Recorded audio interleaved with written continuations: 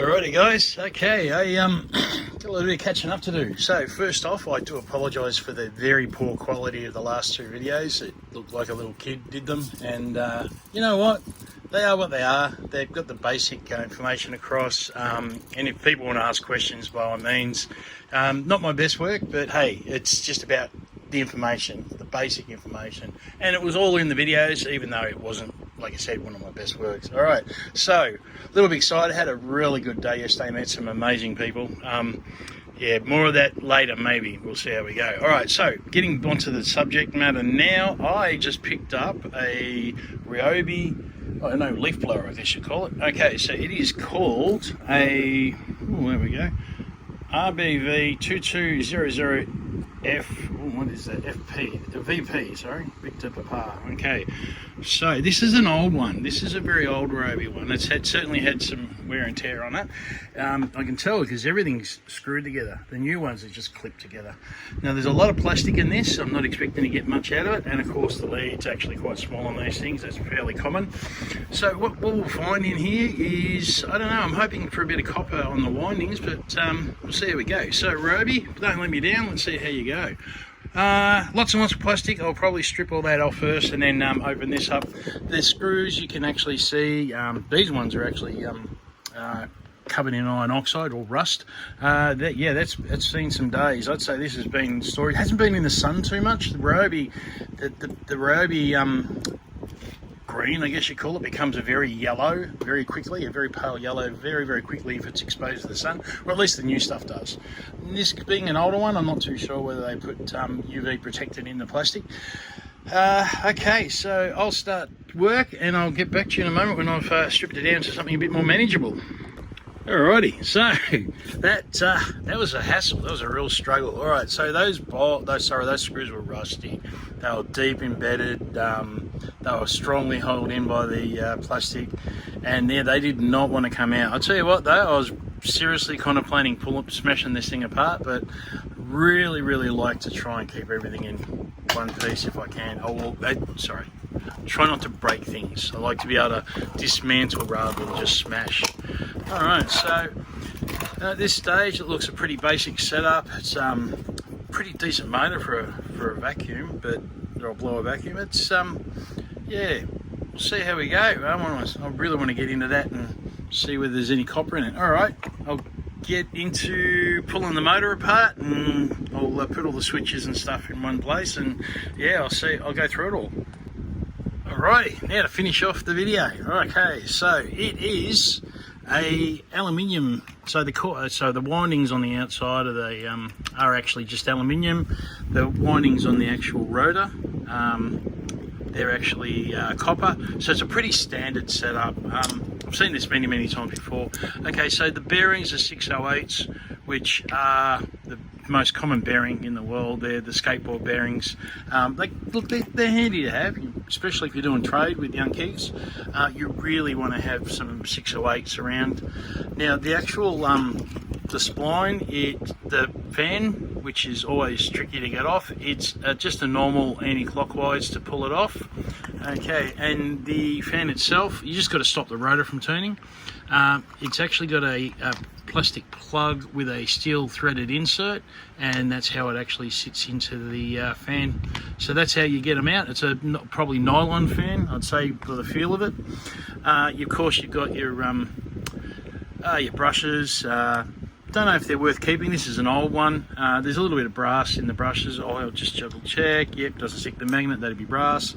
A little bit of metal. Spindle washer, protector, whatever.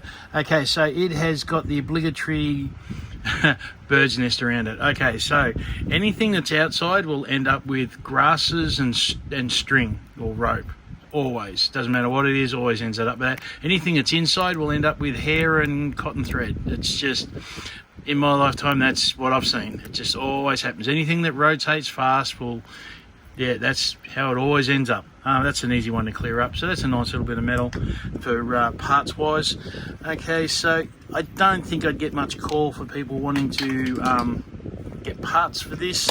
It's such an old one. It's probably, I don't know how it actually operated. I probably should have seen if it worked first.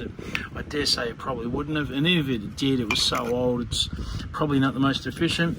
So the copper in this one is around the rotor, and which is always hard to get, and quite often I think you'll find people will cash that in as only copper or motors. I believe that's signified as in most scrapyards. Okay, so you've got your copper. Hang on, let's see if I can get this right. Computer, something like that. Anyway, so once you get the bearings off, you strip this, see if you get the shaft out. You can actually smash these off. I like to actually just give these a little bit of a pound on the anvil, flatten them off, and they just go in domestic copper. And then these, I've got heaps of these, so I might just cash them all in as they are, because this one it's not filled up with resin, so I don't know, this one might be worth, there's a fair bit there.